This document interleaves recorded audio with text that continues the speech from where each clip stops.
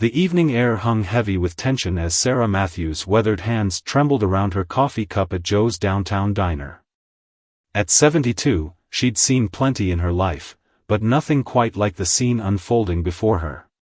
3 officers lounged at the counter, their badges glinting under the fluorescent lights as they harassed Maria, the young Hispanic waitress who'd been serving there for years. The clock had just struck 9 when Sarah witnessed one of the officers deliberately knock his coffee onto the floor, demanding Maria clean it up while making demeaning remarks about her accent. The other 2 officers chuckled, their laughter a harsh echo in the nearly empty diner. Sarah's jaw clenched. She'd spent 40 years as a teacher in this town, and her late husband had served on the force for 3 decades. This wasn't the police department they'd believed in. Setting her cup down with quiet determination, Sarah approached the counter. "Officers," she spoke firmly, her voice carrying the authority of decades in the classroom. "I believe you owe this young lady an apology." The youngest officer turned, amusement dancing in his eyes as he sized up the elderly woman in her neat cardigan and sensible shoes. "Ma'am," he drawled, "why don't you mind your own business and finish your coffee?" His partners snickered, one of them deliberately turning his back on her. Sarah felt her face flush, not from embarrassment but from rising anger. She'd raised 3 children, including her youngest, Michael, who had followed his father's footsteps into law enforcement. Badge number 4479, Sarah read clearly, her teacher's voice cutting through the diner's ambient noise.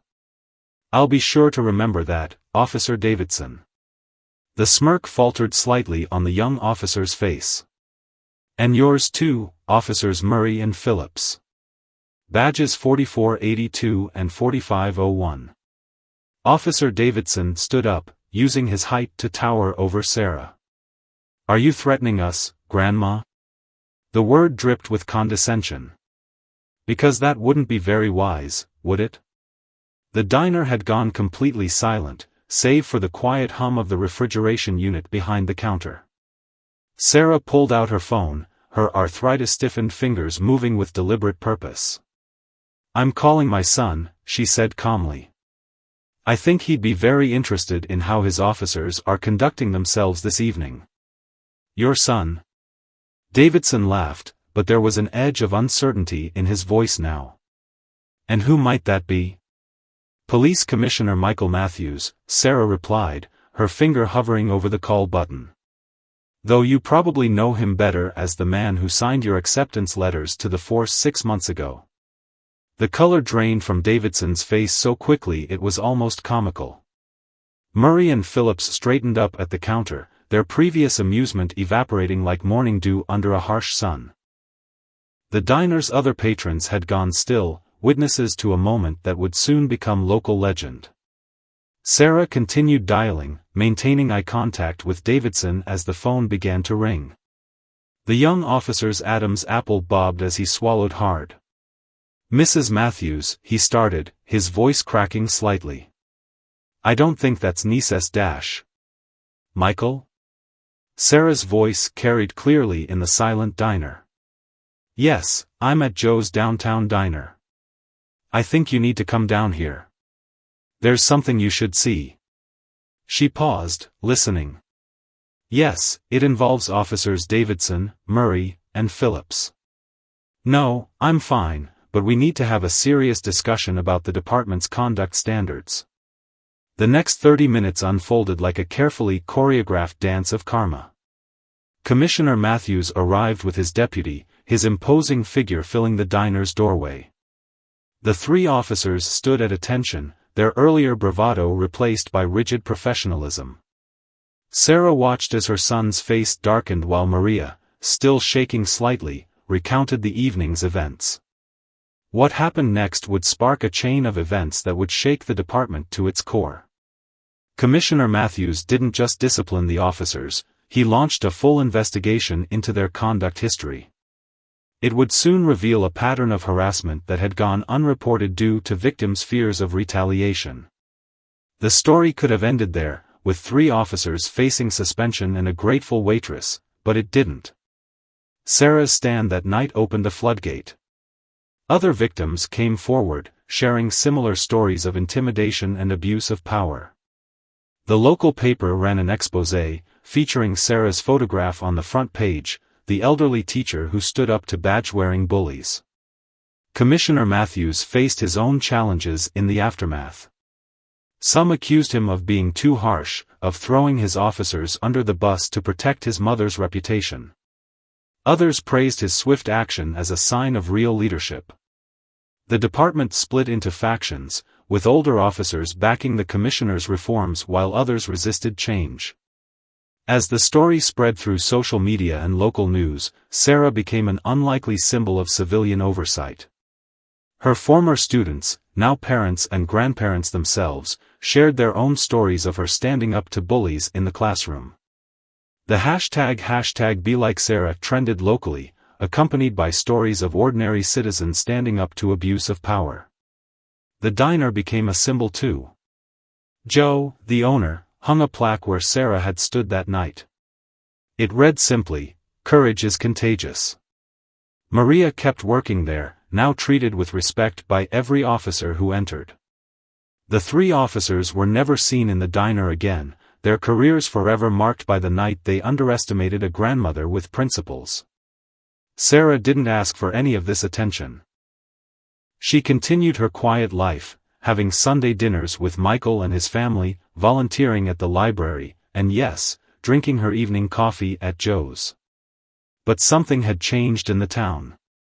People stood a little straighter, spoke up a little more often, and watched their police force with more attentive eyes. 6 months later, when Commissioner Matthews instituted mandatory community service hours for all officers, many traced the policy back to that night at the diner. The department's new motto, "Serve with respect," was engraved on every badge, a reminder that authority comes with responsibility. As for Sarah, she only said one thing when asked about that night: sometimes, doing the right thing means being the person you needed when you were younger. It wasn't just about 3 officers and their badges anymore. It was about the kind of community people wanted to live in, and the courage it takes to stand up for that vision, one cup of coffee at a time. The Matthews family legacy ran deeper than most people in River Valley knew. Sarah Matthews' story began long before that fateful night at Joe's Diner, stretching back to 1952 when her father-in-law first pinned on a River Valley Police Department badge. The daughter of immigrants who fled Europe during World War II, Sarah grew up understanding the delicate balance between authority and justice. She met James Matthews in college, where she studied education and he prepared for the police academy. Their courtship blossomed against the backdrop of civil rights movements and social upheaval. James, unlike many of his contemporaries, believed in progressive policing, a philosophy he inherited from his father and would later pass to his son, Michael. Their wedding photo still hung in Sarah's living room, James in his dress blues, Sarah radiant in white, their eyes fixed on a future they would build together.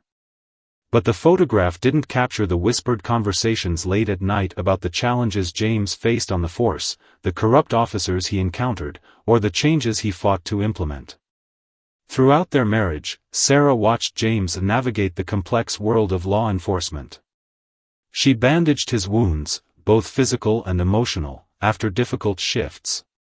She hosted dinners for rookie officers, creating a safe space where they could discuss their struggles and doubts. Their home became an unofficial sanctuary for officers wrestling with the moral complexities of their profession. The Matthews raised 3 children. Elizabeth became a civil rights attorney, Thomas a trauma surgeon, and Michael followed his father's path into law enforcement. Each career choice reflected the values Sarah and James had instilled: service, justice, and compassion. But it was Michael who would carry the family's police legacy forward, eventually rising to become the youngest police commissioner in River Valley's history. Sarah's reputation in the community was built on decades of quiet influence. As a high school teacher, she had taught generations of River Valley citizens, including many who would later join the police force. Her classroom was known for its challenging discussions about ethics, citizenship, and moral courage. Former students often approached her in grocery stores or at church, sharing how her lessons had shaped their lives. But beneath this respected facade, Sarah harbored deep concerns about the direction of modern policing. She witnessed the gradual militarization of the force, the erosion of community trust, and the emergence of a new breed of officers who seemed more interested in power than service. The 3 officers she encountered at Joe's Diner weren't anomalies, they were symptoms of a larger problem. The situation came to a head when James, 2 years before his retirement, uncovered evidence of systematic misconduct within the department. Young officers were being pressured to meet unofficial quota systems, minorities were being targeted for minor infractions, and complaints were being buried. James brought his concerns to the then commissioner, only to find himself reassigned to desk duty. Sarah watched her husband's spirit dim during those final years. He retired quietly, his warnings unheeded, his legacy seemingly forgotten. When he passed away 6 months later, his funeral was attended by hundreds, but notably absent were the department's senior officers.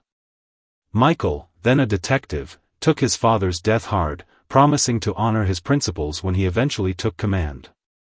The years between James's death and Michael's appointment as commissioner were marked by increasing tension between the police and the community. Sarah observed it all from her unique vantage point, a teacher, a widow, a mother, and a keen observer of human nature. She maintained detailed journals, documenting incidents and patterns that others missed.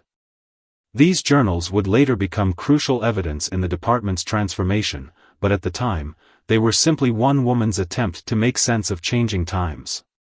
Sarah wrote about the subtle shifts in officer behavior, the growing distance between police and civilians, and the small injustices that never made headlines. When Michael was appointed commissioner, Sarah felt both pride and apprehension. Pride in her son's achievement, but apprehension about the challenges he would face. The department had changed significantly since James's day. Old guard officers resistant to change held key positions, and a culture of impunity had taken root. Sarah's constant presence in the community made her a unique bridge between civilians and law enforcement. People trusted her with stories they wouldn't tell official channels. She heard about officers demanding free meals from local businesses, harassing teenagers in low-income neighborhoods, and retaliating against those who filed complaints. The incident at Joe's Diner wasn't just about 3 officers disrespecting a waitress, it was the culmination of years of observed misconduct and mounting frustration. Sarah's stand that night was informed by decades of watching her husband fight similar battles, of teaching young people about civic responsibility, and of maintaining her own moral compass in a changing world. As the story of her confrontation spread, Sarah found herself receiving letters from across the country. Other police families shared similar experiences of witnessing misconduct and feeling powerless to stop it. Her kitchen table became a gathering place for informal discussions about police reform, attended by both veteran officers and community activists. The Matthews family legacy was evolving. What began with her father-in-law's simple commitment to protect and serve had grown into something more complex, a multi-generational struggle to maintain the soul of law enforcement in an increasingly challenging world. Sarah's role as keeper of this legacy was not one she sought, but it was one she embraced with characteristic grace and determination. In the months following the diner incident, Sarah compiled her journals into a comprehensive report for Michael. These pages contained not just incidents and observations, but the institutional memory of a department at a crossroads. They told the story of how good intentions could be corrupted, how silence could enable misconduct, and how courage, whether wearing a badge or a cardigan, could change the course of history. The breaking point came on a rainy Tuesday morning when Officer Elena Rodriguez, a rookie with just 18 months on the force, walked into Commissioner Matthews' office with a USB drive. Her hands trembled as she placed it on his desk, knowing this moment would forever divide her life into before and after. The drive contained dashcam footage from multiple patrol cars, showing systematic harassment of minority residents during routine traffic stops. More disturbing were the recorded conversations between officers, revealing an organized scheme to meet unofficial quota systems through targeted enforcement in specific neighborhoods. Within hours, Sarah Matthews received an urgent call from Michael. "Mom, I need your journals," he said, his voice heavy with the weight of command. "All of them." Sarah understood immediately. Her years of careful documentation would provide the historical context needed to prove this wasn't a recent development but a deeply rooted problem. As Sarah drove to the station with her boxes of notebooks, she noticed Officer Davidson's patrol car following her. It wasn't a coincidence. Word had gotten out about Elena's evidence, and the old guard was circling the wagons. Sarah pulled into the station parking lot, where Michael waited with two trusted detectives. The next 48 hours unleashed a storm that had been building for decades. Elena's evidence, combined with Sarah's meticulous records, painted a damning picture of departmental corruption. Officers were trading favorable assignments for kickbacks, manipulating crime statistics, and intimidating anyone who threatened to expose their activities. The investigation revealed a network of corruption that extended beyond the police department.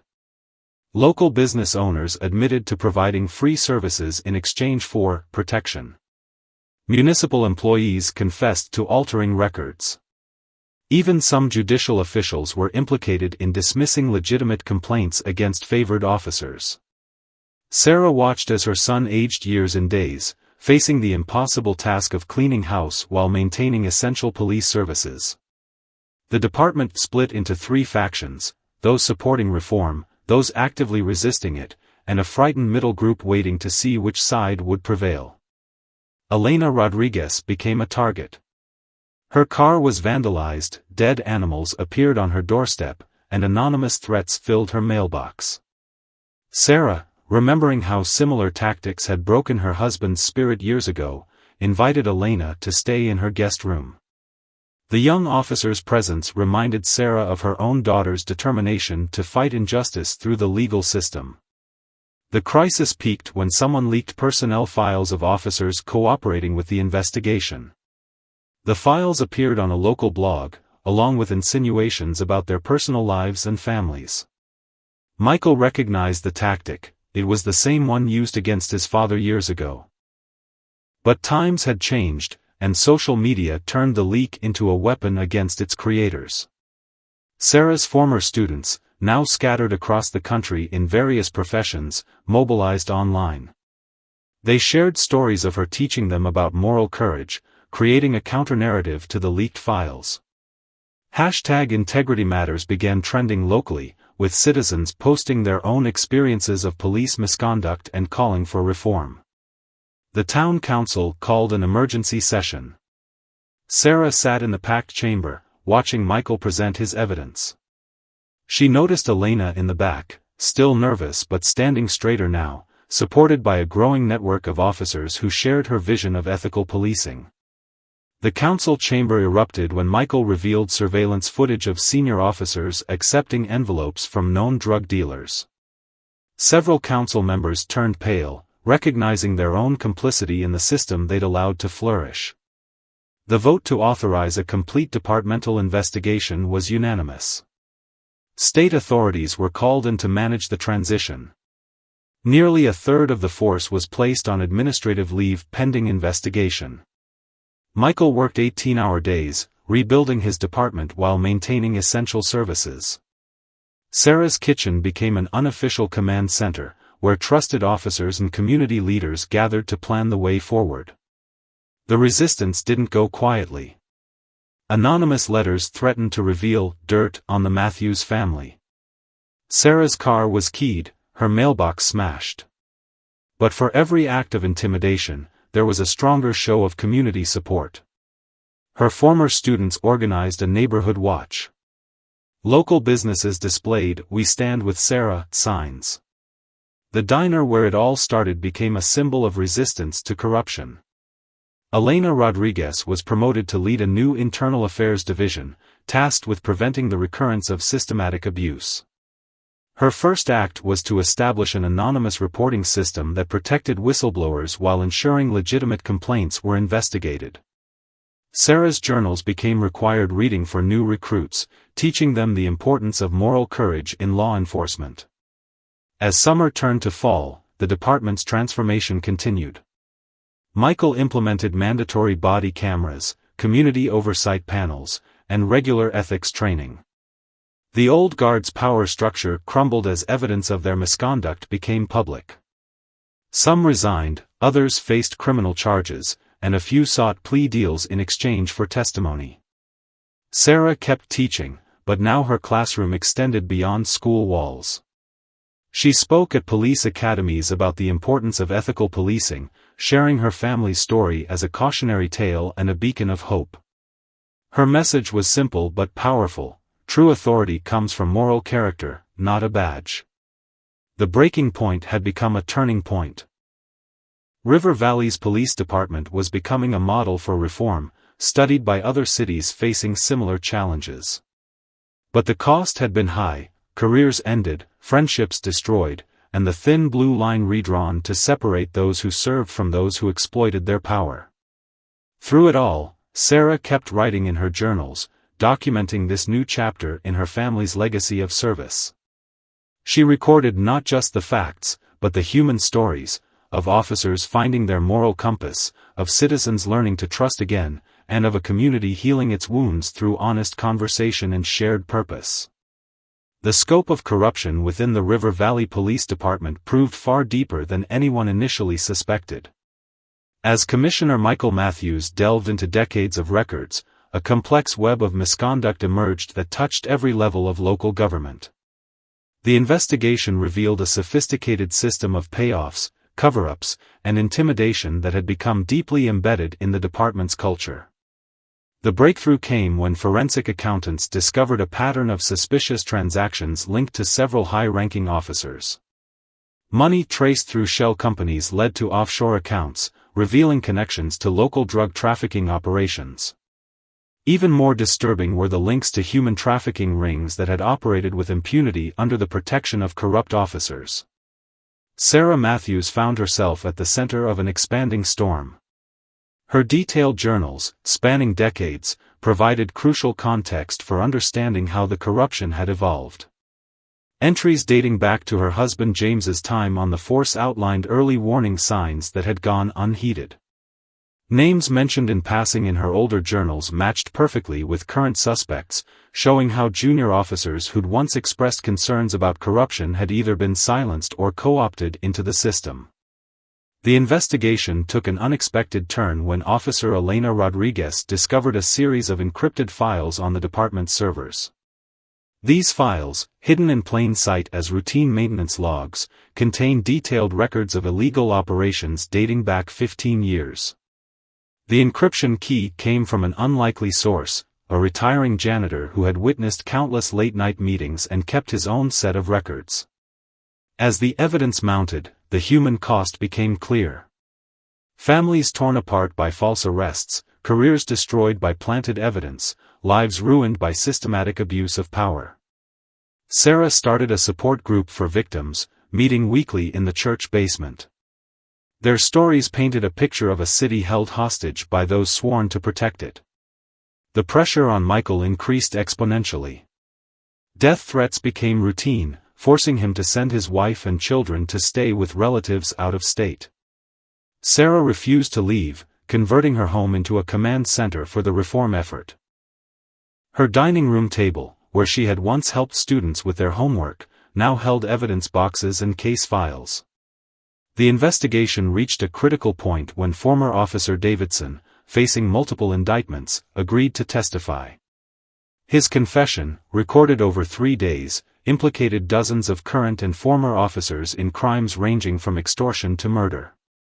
The recordings revealed how new officers were gradually drawn into the corrupt system, starting with small favors and escalating to major crimes. National media descended on River Valley. Sarah's story, the teacher who had documented corruption for decades, the mother who had raised a reformer, the widow who had kept her husband's dream of honest policing alive, captured public imagination. But with the spotlight came increased danger.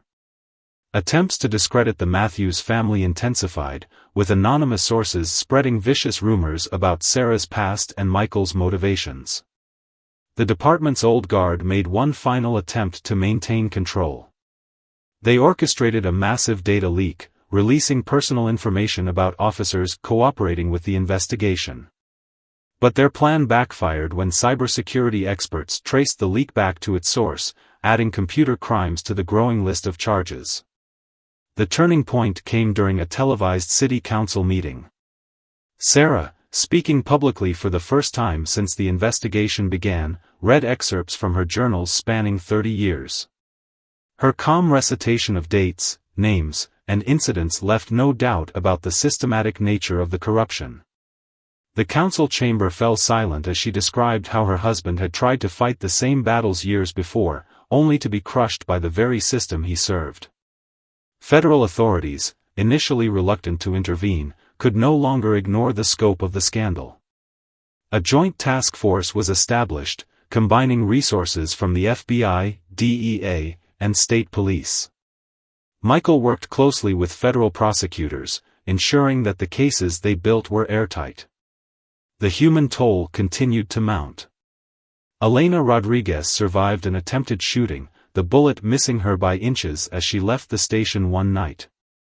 Sarah's home was vandalized repeatedly, but each time, community members gathered to help with repairs. Local businesses, finally free from extortion, began speaking out about years of paying protection money. The investigation exposed corruption beyond the police department. Several judges were implicated in fixing cases.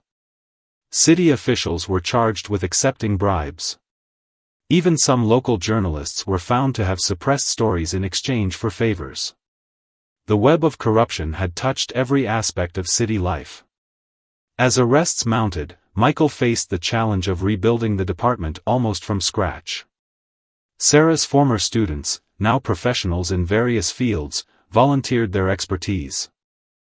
Lawyers offered pro bono services to review old cases. IT specialists helped modernize the department's systems. The community, long divided by fear and mistrust, began to unite around the cause of reform. The old system's final collapse came with the suicide of the former police commissioner, who left behind a detailed confession implicating dozens more in the corruption scheme. His death marked the end of an era, but also highlighted the human cost of systematic abuse of power. Through it all, Sarah continued teaching her civics classes, using the unfolding events as real-world lessons in citizenship and moral courage. Her students watched as theory became reality, as abstract concepts like justice and accountability played out in their own community. The next generation of River Valley's leaders was learning firsthand about the price of silence and the power of speaking truth to power. Public hearings began in River Valley's largest auditorium, the only venue capable of holding the hundreds of citizens who came to witness justice unfolding. Sarah Matthews sat in the front row each day, her weathered hands clutching a leather-bound notebook, documenting this final chapter in a saga that had consumed 3 generations of her family. The testimonies were brutal in their honesty. Former officers described how the corruption had metastasized, turning routine police work into organized crime.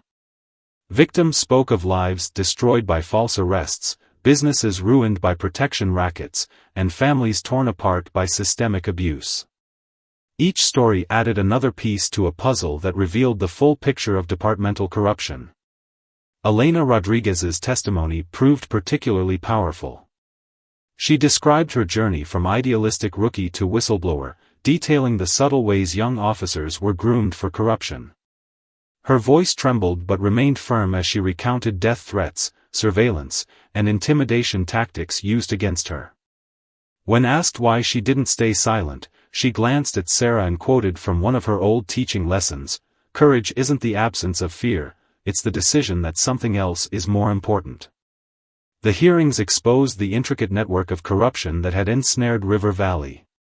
Business owners testified about forced partnerships with corrupt officers. Municipal employees revealed how records were altered to hide misconduct. Even local journalists admitted to burying stories in exchange for protected status. Michael Matthews faced his own ordeal on the witness stand. Defense attorneys tried to paint him as an opportunist using his mother's influence to advance his career. For 6 grueling hours, he detailed his gradual discovery of the department's corruption and his strategic efforts to gather evidence while maintaining essential services. His testimony ended with a shocking revelation: recordings of death threats made against his family by fellow officers. The most dramatic moment came when former Officer Davidson took the stand. His testimony implicated not just police officers, but judges, politicians, and business leaders in a decades-long conspiracy. As he spoke, several prominent citizens quietly left town, their sudden departures confirming their guilt more clearly than any confession. Sarah's testimony was different. Instead of focusing on specific crimes, she painted a picture of institutional decay. Reading from her journals, she traced the department's transformation from trusted public servants to organized criminals. Her measured voice carried the weight of years spent watching, recording, and hoping for change. The hearing's impact rippled beyond River Valley. Other communities began examining their own police departments. Reform advocates cited the Matthews family's story as evidence that change was possible. Law enforcement academies requested copies of Sarah's journals for training purposes. But the price of truth was steep. Michael's marriage strained under the pressure of constant threats and separation. Elena faced ongoing harassment from former colleagues' families. Sarah received anonymous letters blaming her for destroying the department's reputation and the city's stability. The community itself struggled with its complicity. How had they allowed this to happen? Why had they stayed silent so long? Local churches organized reconciliation meetings where citizens could discuss their fears and hopes for the future. These sessions often ended in tears, but also in commitments to better oversight and civic engagement. Former students of Sarah's, now scattered across the country, organized online support networks. They shared stories of her lessons about civic responsibility and moral courage, creating a narrative that countered attempts to discredit her. #TeachersTruth became a rallying cry for educational reform nationwide. The financial cost was staggering. As civil suits mounted, the city faced potential bankruptcy. Insurance companies balked at covering settlements for police misconduct. Property values fluctuated as national media coverage painted River Valley as a cautionary tale of corruption. Yet amid the chaos, signs of healing emerged. New businesses opened, free from extortion. Community policing initiatives gained traction. Young people, inspired by the Matthews family stand, showed renewed interest in law enforcement careers. Sarah started receiving letters from police families across the country, sharing similar stories and seeking advice. Her kitchen table became an unofficial counseling center where officers' wives shared their fears and hopes for departmental reform. These conversations led to the formation of a national network supporting police families who chose to stand against corruption. The hearings concluded after 3 months, but their impact continued to reverberate. Indictments were issued, plea bargains negotiated, and sentences handed down. The old guard's power structure was dismantled, but the deeper work of cultural change was just beginning. Michael implemented sweeping reforms, knowing that policies alone couldn't prevent future corruption. He established citizen oversight committees, mandatory ethics training, and transparent complaint procedures. Every new recruit received a copy of Sarah's journals, now published as A Teacher's Watch, 3 Decades of Police Observation. Elena Rodriguez was promoted to lead the new Internal Affairs Division, implementing lessons learned from the scandal. Her first initiative was a confidential reporting system that protected whistleblowers while ensuring thorough investigation of complaints. Through it all, Sarah continued teaching, though her classroom now extended far beyond River Valley. Police academies invited her to speak about institutional integrity. Law schools studied her journals as examples of citizen oversight. Her story became a case study in ethics courses nationwide. The price of truth had been high, but as Sarah wrote in her final journal entry, the cost of silence would have been infinitely higher. River Valley's transformation became a blueprint for other communities facing similar challenges, proving that even the most entrenched corruption could be overcome when ordinary citizens found the courage to stand up for what was right. The transformation of River Valley's police department began in earnest as dawn broke on a cold January morning. Commissioner Michael Matthews stood before a newly assembled force, a mix of vetted veterans and fresh recruits, in the department's renovated main hall. The space itself symbolized change. Gone were the intimidating dark walls and closed offices, replaced by transparent glass panels and open workspaces designed to promote accountability. Sarah Matthews watched from the back of the room as her son unveiled the department's new organizational structure. Every position had been redesigned with built-in oversight mechanisms. Body cameras were no longer optional but integrated into the uniform itself. Community liaison officers would be embedded in every neighborhood, required to live in the areas they served. The department's transformation extended beyond structural changes. A groundbreaking partnership with local universities created a continuous education program for officers. Psychology professors developed trauma-informed policing protocols. Social workers joined patrol teams. Legal experts conducted weekly sessions on constitutional rights and civil liberties. Elena Rodriguez's Internal Affairs Division became a model for departments nationwide. Her innovative approach combined artificial intelligence monitoring of police data with human oversight, catching potential misconduct patterns before they could become systemic problems. The Rodriguez Protocol would later be adopted by major cities across the country. The healing process wasn't smooth. Some veteran officers struggled with the new transparency requirements. Others resisted the community integration programs.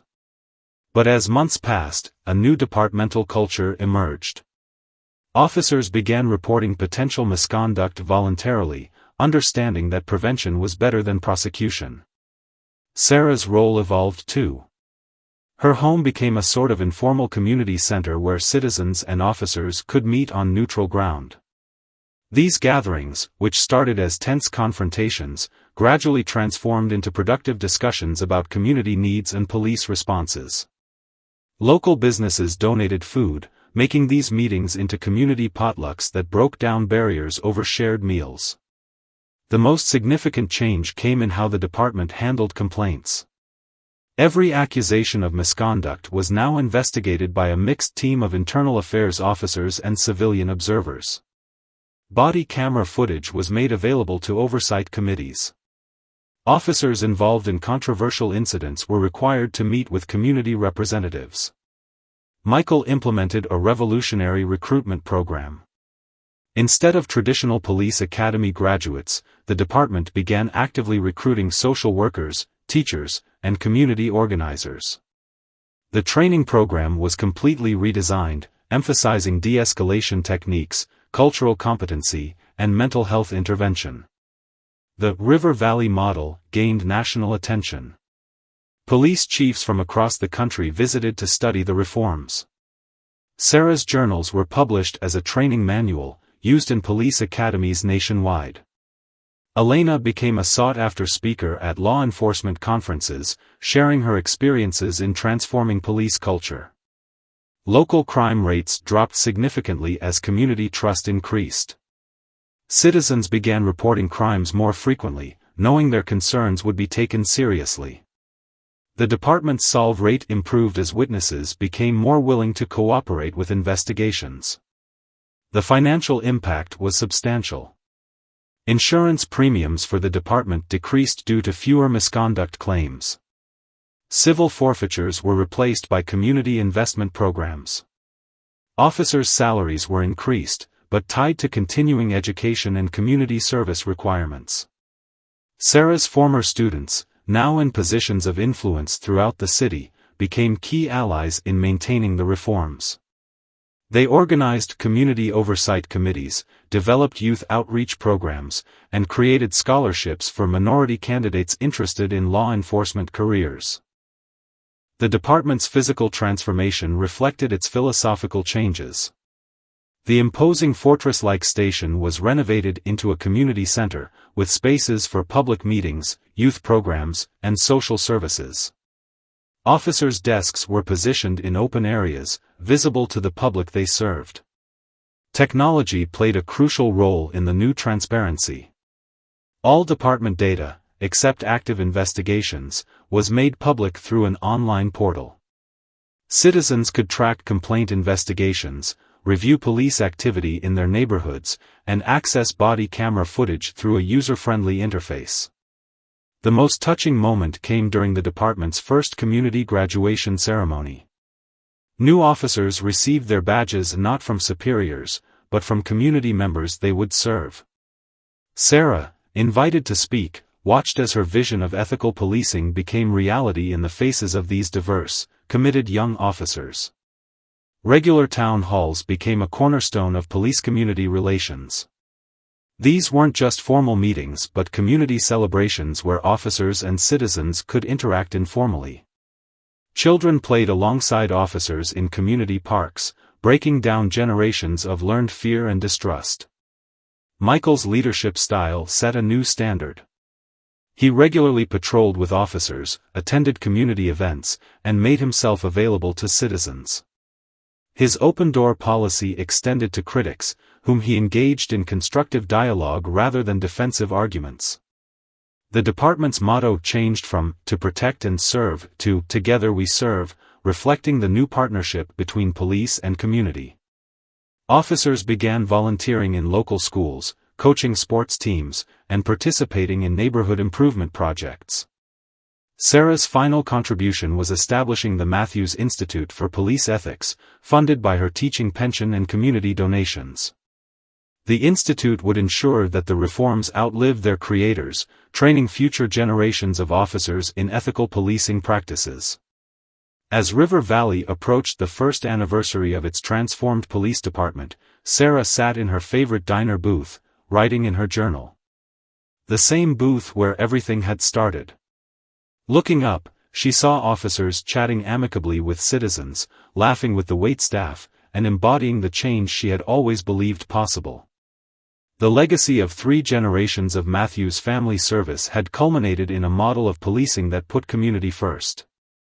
But more importantly, it had shown that meaningful change was possible when courage, persistence, and vision came together in service of justice.